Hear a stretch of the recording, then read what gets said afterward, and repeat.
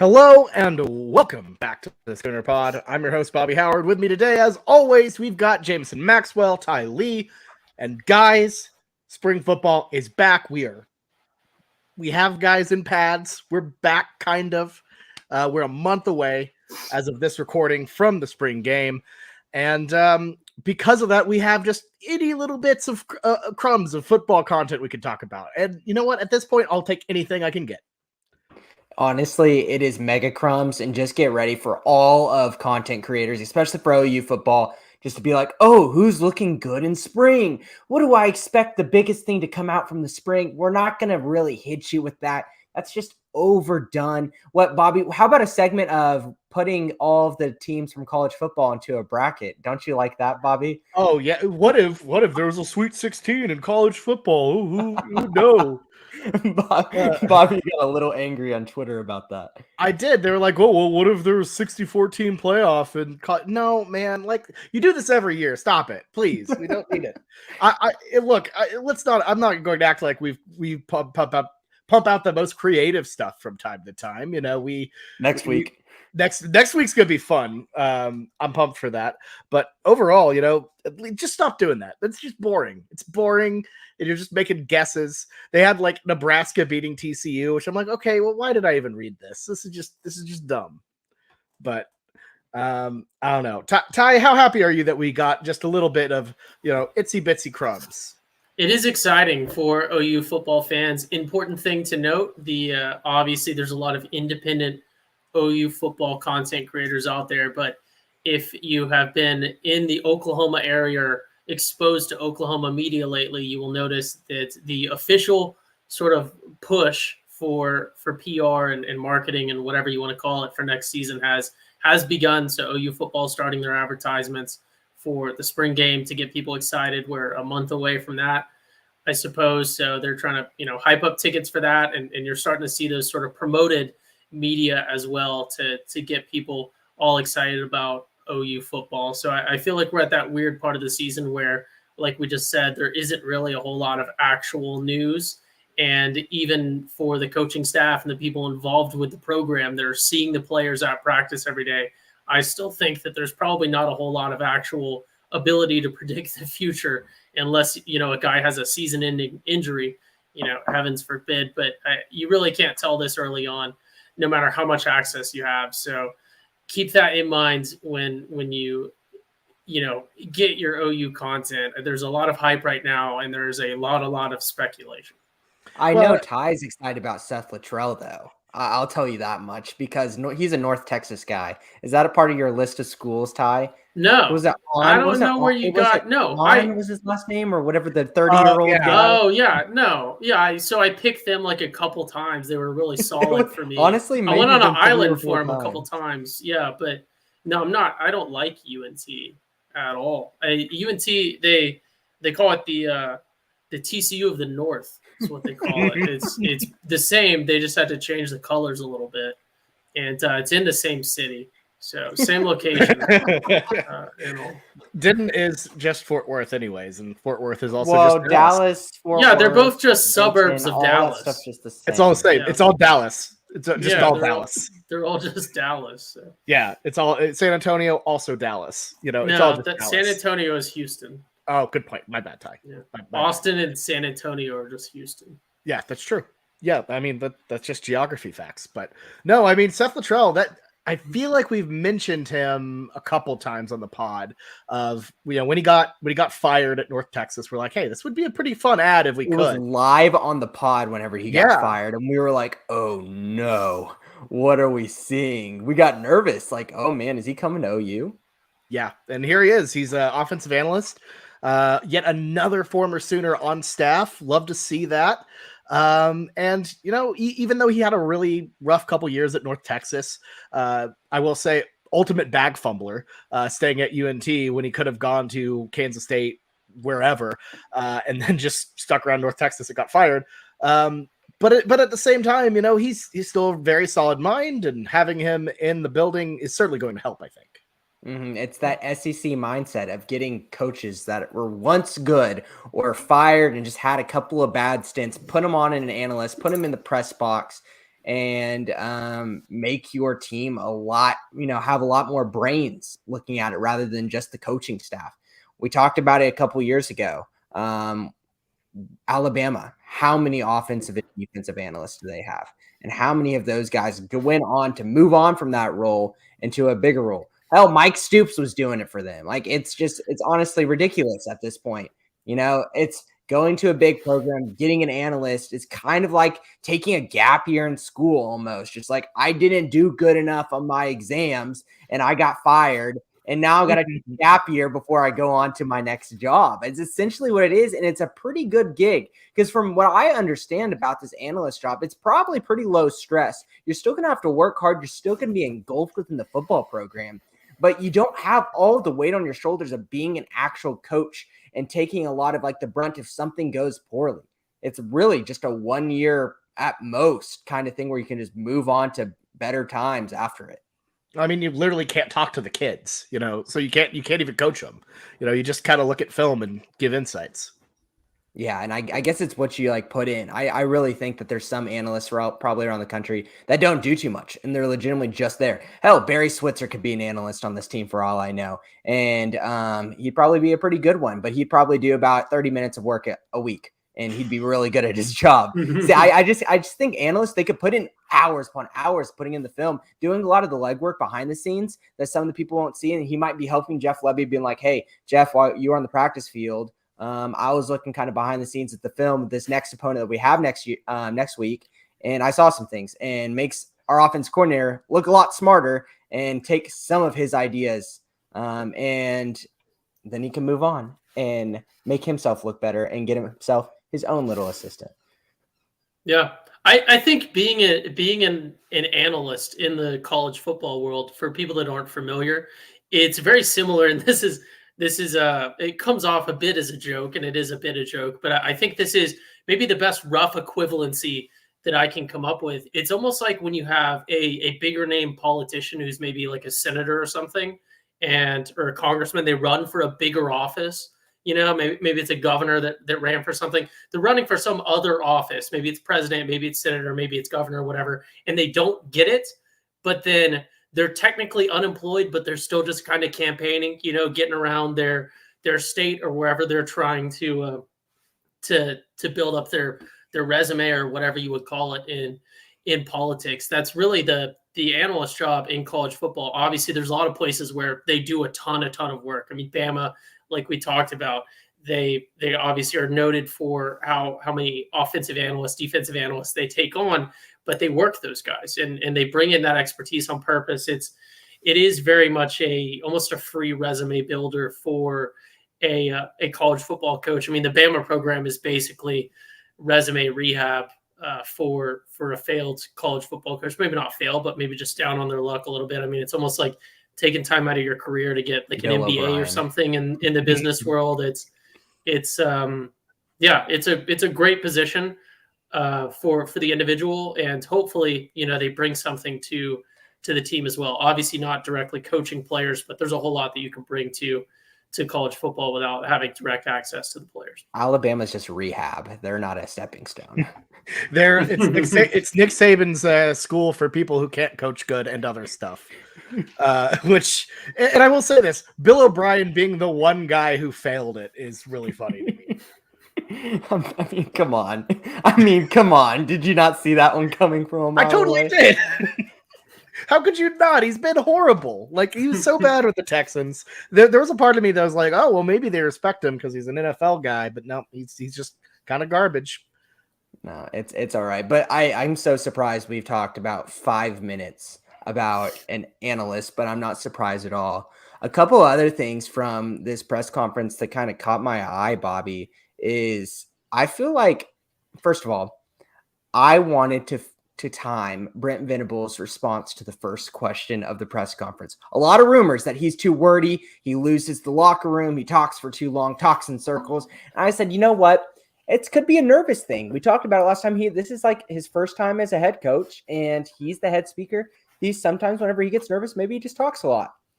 And I was like, how are his answers going to develop throughout the speech? First question was 6.5 minutes response, and he just talked in circles. And I said, woof, not a good look, Brent Venables. As the press conference went on, you could tell he shortened his response as he got comfortable within it.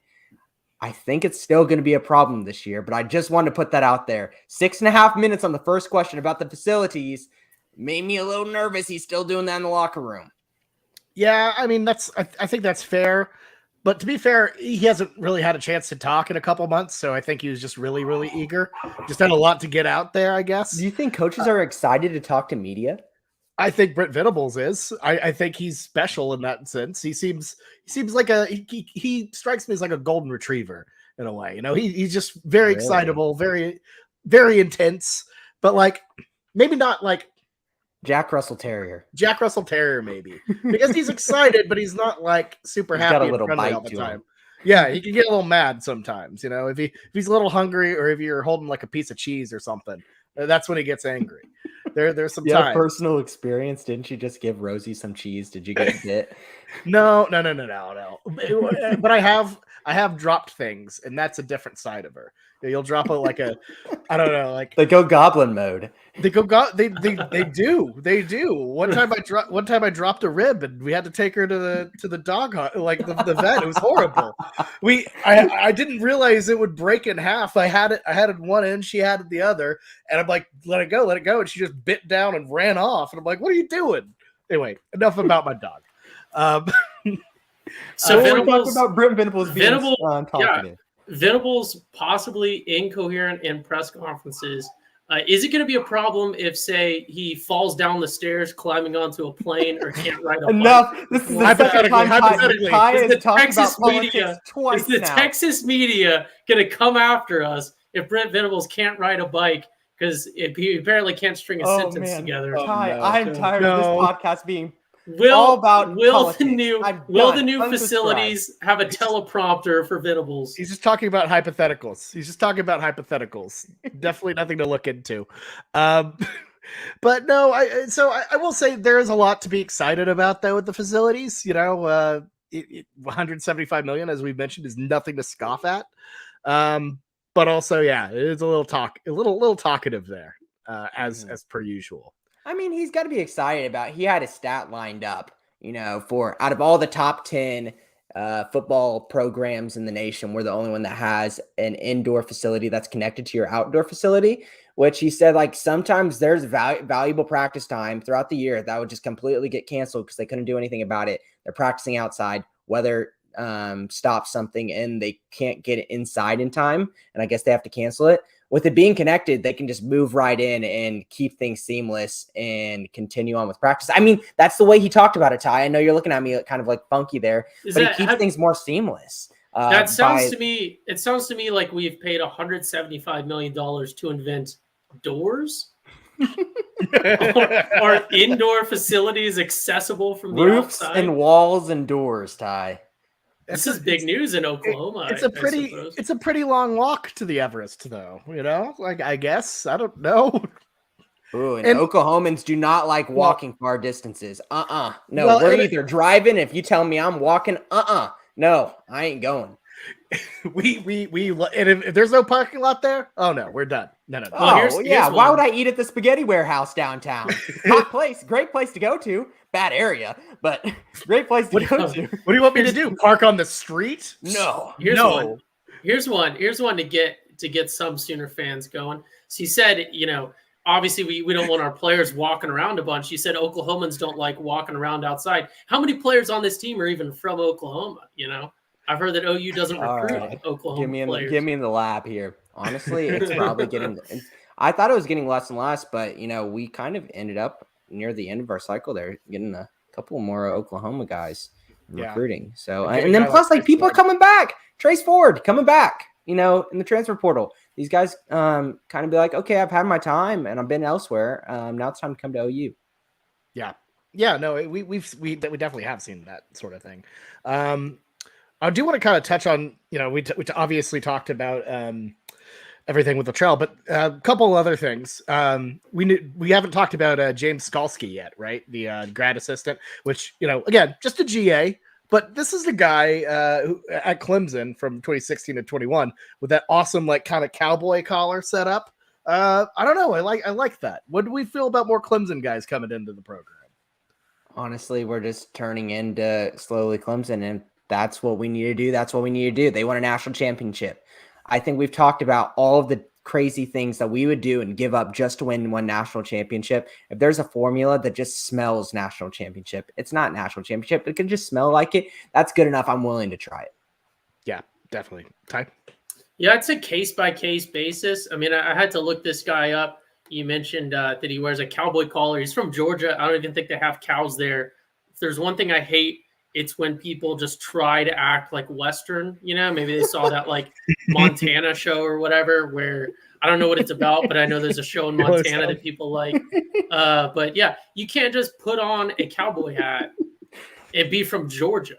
It doesn't even make sense. A cowboy hat wouldn't even be practical in Georgia if you were riding a horse. I don't know if they have horses there, but there's like, trees and stuff. You wouldn't need a big cowboy hat like you do out in the West. I know they don't have they weren't running cattle in Georgia. So yeah, I'm not a fan of this guy who moved from Georgia to South Carolina and thinks he needs a cowboy collar. There's also no cattle on the football field unless you're playing at Texas, I guess, and Bevo's there. So thank you for the analysis, Ty. Good work. Yeah, really. I love it. Yeah, so I stand corrected. There is in fact cattle. Hold on, cattle on some football fields. I think about this. He's from Georgia. You know what Georgia mascot recently got attacked by a cow like a couple years ago? Hugga, the Georgia mascot. He saw what happened. Was like, you know what? If that cow comes anywhere near me, I need this collar to protect me for some reason. Listeners, is this where y'all thought the podcast was going? Clearly. Let's actually get back to, understand talking about graduate assistants, but I think the 2 or maybe 3 position groups that Brent Venables started talking about the most in this press conference, I think you could tell that he is worried about the wide receiver position, and I think a lot of the media is too. Losing Marvin Mims, he wasn't really utilized to the best visibility, in my humble opinion, last year, and we didn't have deep threats. And Marvin Mims was about it. And now it's like, who's going to replace that guy to be on the outside, be a deep threat, can take the top off of defenses, make big plays for us. They're hoping Jalil Farouk can step into that. But there's one name that I keep hearing over and over and over and over, all of their articles that I read and the press conferences. And it's a guy that I was kind of surprised about whenever we first got him through the portal. I was like, okay, he'll be all right. Andrew Anthony from Michigan. Supposedly he can run and he's fast. And Michigan really didn't use him that much. But supposedly it's like, why didn't they? Why didn't they use this guy? It's whenever you start hearing these guys' names over and over, it's kind of like Rondell Bothroyd right now too. You hear these names from multiple different outlets. They probably got the same sources, but it's the names repeating. Those are the type of guys that go out and make immediate impacts. We had seen that, from, freshmen that come into this system. What was, oh my God, I'm blanking. Wide receiver we got from Fresno. That was great for us, Bobby. Oh, Saunders, right? Saunders, yes. You heard about him, too.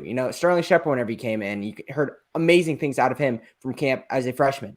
Whenever you hear things like this, and, you're looking at, like, who's looking good in camp? Who's looking good at camp? You really don't know who's actually going to be good in the games. But I know who's going to get an opportunity by how much their name has been mentioned. I think Andrew Anthony is going to be one of those guys.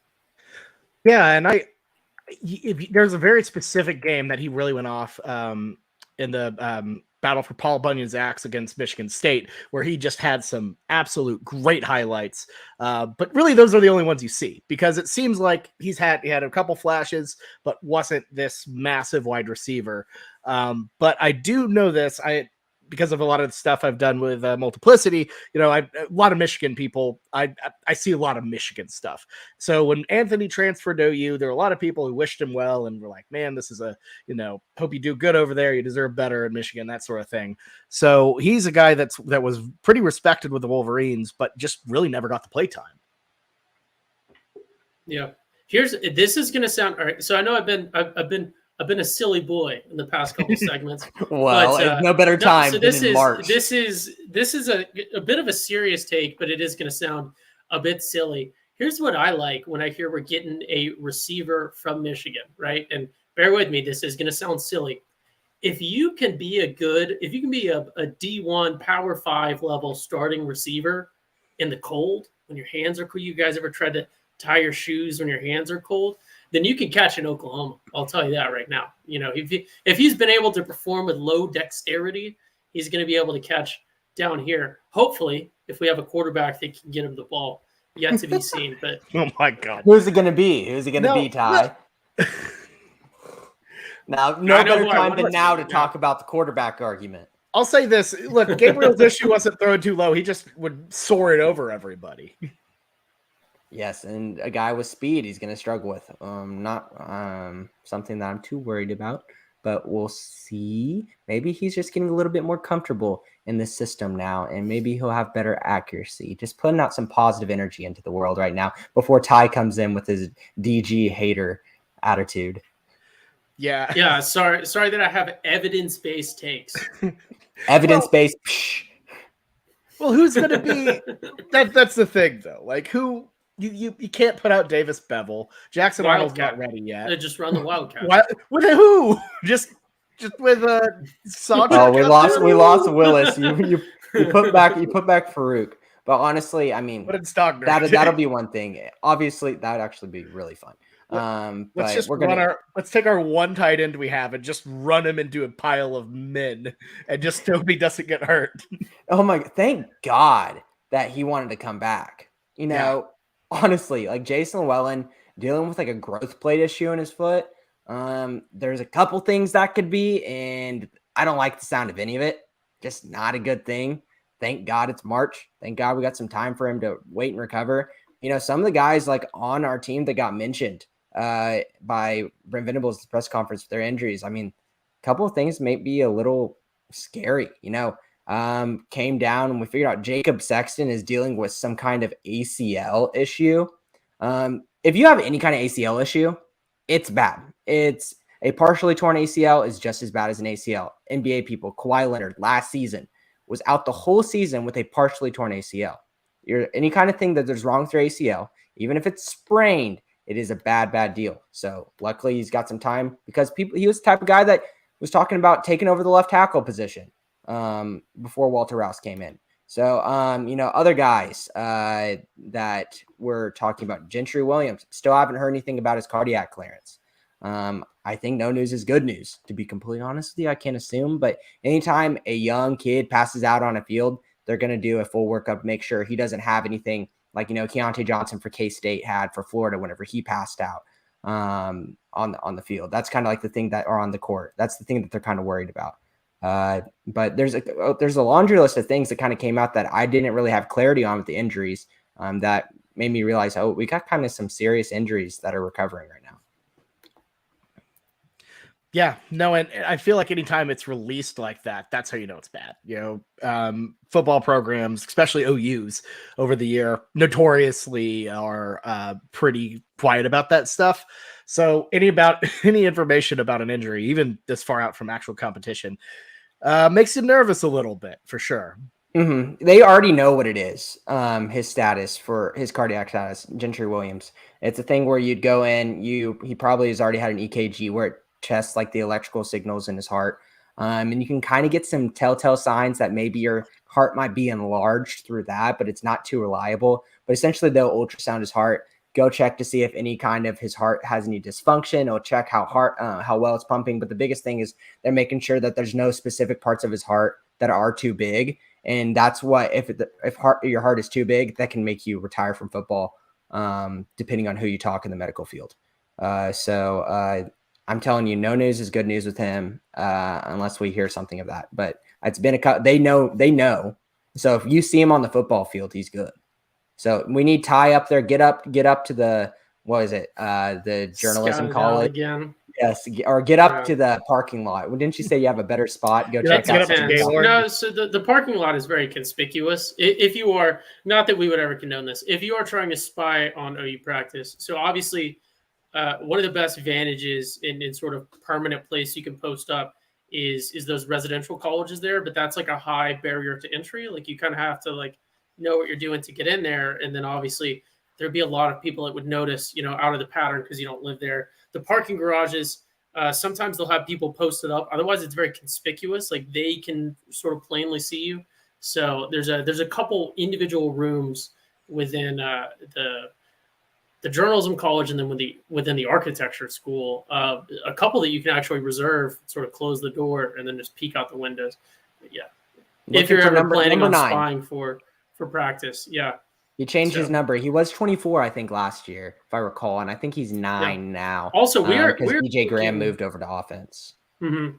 We're also looking for sponsors. If you're from the University of Texas or something and you're listening, we will go film practice. Oh God! For our regional, we're already what 6 and 7 last year. So what's the worst that happens? We have a below 500 season. That in a while. I'll take $500 for another 500 season. We're gonna go. You're already putting down. You're already putting down. Might as well get paid.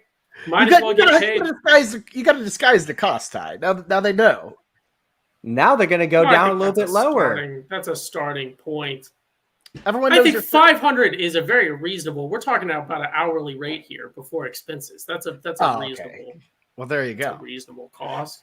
I also got to say, whose idea was it to put the journalism school right next to the football stadium? You know, where it's like literally the people who were going to be out here trying to. Well, the journalists for sure, yeah. But Gaylord. I don't legitimately the person who probably made the building was like, probably be a pretty good idea. Keep it close to the football stadium. The Gaylord family, you know, they just want to squish it together, you know, on our old EK Gaylord, I guess. I don't know. But anyways, that's beside the point. Here, I have some real news, something that we haven't spoken about. News. New player alert, not necessarily breaking news, but nobody's really spoken about it. I guess there's a few articles out there. 6'4", 200 something. Our new punter, transfer from Central Michigan. His first name's Luke. His last name is not really sure. It starts with an E. Not sure how it's pronounced. He does not average really that great. He averages 42.4 yards per punt, which is not great by college standards. But generally, the averages are all in the 40s. I think the top average last year was a 49 even by Michigan State's punter. Michael Turk, obviously our outgoing punter, averaged 46.8. So obviously that is a bit of a difference, but this is like hardcore just trying to dig in to create a storyline. We got a punter that's 6'4", 200 something. Maybe we have more of a tool than a punter there. Maybe we can do some trickery or something. Remember Penn State's kicker from about 5 or 6 or however long years ago? Honestly, all the years have kind of started to blend in my head. Because remember the absolute unit. Look it up right now, Ty. Okay. Now, yeah. An absolute unit of a kicker. And it was just no fair. The Central Michigan punter is not a the Central Michigan punter is just big. Like he's tall. He doesn't have like a little baby gut. Oh, that's disappointing. He's not me shaped. He's just tall. Not me shaped. He's tall and stocky. Well, he has a Michigan build. He has a Michiganese build. I don't know how you say it. You have to bulk up for the winter there. So yeah. He looks like he could like chop down some trees or something. Looks like he could hibernate. He eats pancakes every day. Julius was the kicker for Penn State, and he was 270. Oh, that's a unit. That's a real stats right there. Number 99, Joey Julius. I love that. I see. Ty, 99 as a kicker is pretty legendary too. That he was in on. He had to be in on it. You know, if you're 99 as a kicker and you're like that, you know what's up. Oh, okay. We probably shouldn't talk about this anymore. I realized he just came out and he has an eating disorder. So whoops. Take everything away. Hey, I thought it was just strategy, honestly. Hey, we were just admiring the unit. I think it's just a great kickoff coverage. Obviously, us walking back on this, but I mean, yes, with him and his eating thing. That's a bummer. Huge shame. And it seems like he's went through a lot. So we can move on from that. I thought we were talking unit like a weight room unit, not like a no, like the meat unit. Look up, was it Riley Dixon for the Giants, I think his name is. Is he the punter that's absolutely yoked? I mean, here I am just assuming things. I like how you have a Rolodex in your head of ripped punters. Well, it was like You a just thing for a happened while. to Like you it was just like a happened to know meme. that. It was a thing that you Steve had. Weatherford. Steve Weatherford. Did you 'Cause he know? was Speaking of punters, okay, go ahead. Sorry, my bad. I'm just talking about a rip punter. We probably need to kick ourselves off No, this podcast after a while. I was gonna say, you remember Marquette King, the old Raiders punter? He's with Yes, the is he in Renegades. the the He's with the XFL? Renegades. Yeah, he Mhm. did the other day. He did a punt and actually like recovered it himself. He downed Yeah, it. He just sprinted down. he has a leg, man. He was fun. I mean, he's a Yeah, Pro Bowl punter. This kid was good. yeah. No, Marquette King. Yeah, that guy, a legit athlete as a punter. Pretty good stuff. Probably enough punter talk, but I mean, that's probably enough Schooner Pod talk too. We just I was gave you gonna say, 30 minutes of content. yeah, I was gonna say, Ty, I'm surprised you didn't bring up Jacob Switzer, Barry Switzer's grandson, coming Oh, in. Yeah. He is on the roster, transferred from Southeastern Louisiana. He's wearing number 20, so that's how you know he's where he's at on the depth chart. But pretty cool. Yeah, he plays quarterback. I'm not sure if you mentioned that, but we don't really know anything about him. Obviously, it's the start of practice. I think the only thing we can safely say, besides the fact that he's Barry Switzer's grandson, is that we know he's at least, if he's absolutely terrible, he's the second worst quarterback on our roster, I guess. I'm just excited for Ty to be like, we need to put in the Switzer kid. We need Switzer to Stoops, make the magic happen. Literally, Switzer or Stoops. Switzer or Stoops. Put in Drake at quarterback. Put in Drake. Hey man, maybe does Isaac have eligibility? Can he come back? Isaac wants nothing to do with this football program. Of course not. No, but yeah, I think we're pretty much done.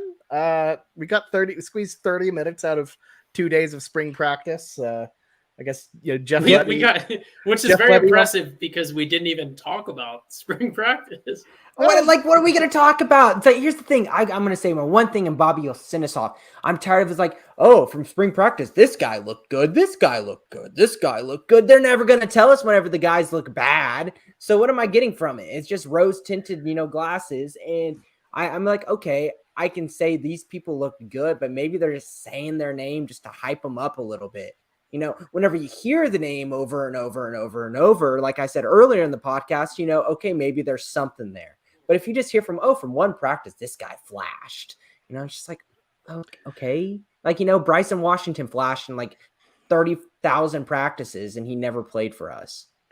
And that's the thing is we went through 2 straight off seasons where it's like, oh, this team's hot. This team, the last Lincoln Riley team was like, this is the national championship team. This was going to be different. And then they turned out to be a disappointment. And then last year it was like, oh, this defense is going to be fixed. Brent's got them going, a full off season of hype. And yeah, it was great for the content because we're like, oh yeah, let's ride this hype train. Done 6-7. So yeah. You can't believe all the hype. It's fun to get excited. It's fun to do the hopium thing. Yeah, I want to be excited about Dason McCullough.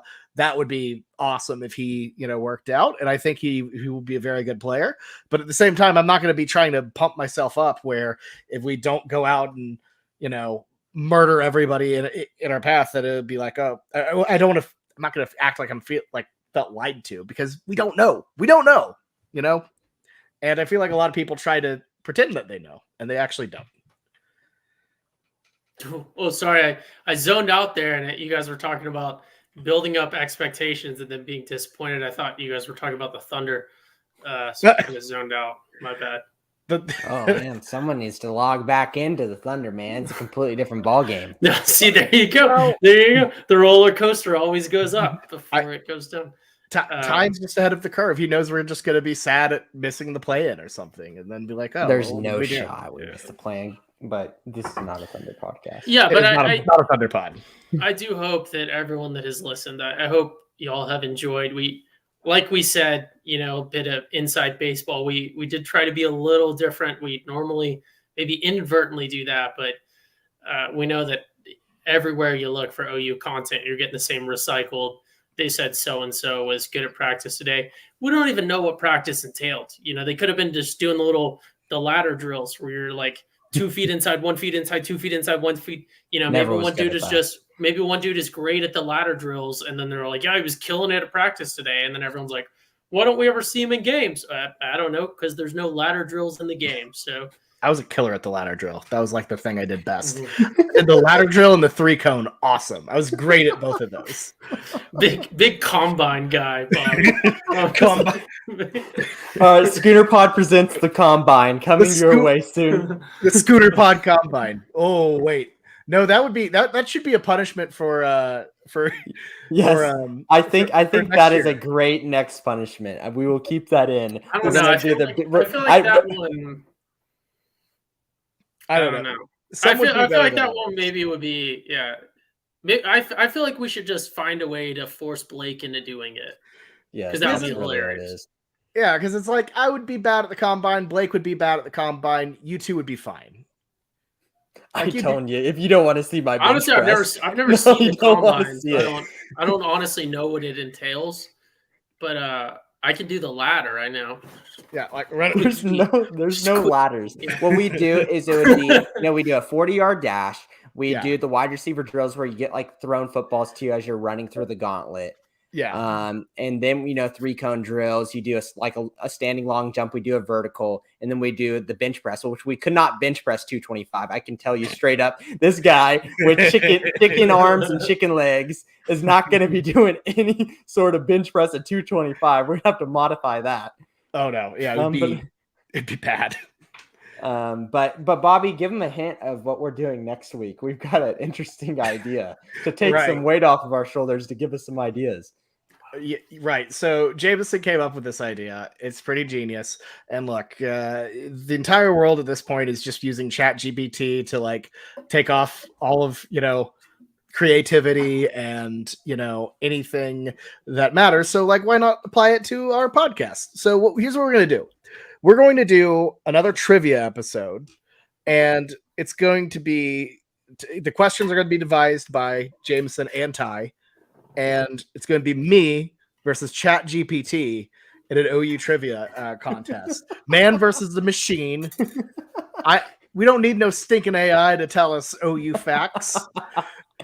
I could beat that stupid, machine. To be fair, look, the only time apparently it only can answer stuff up to 2021.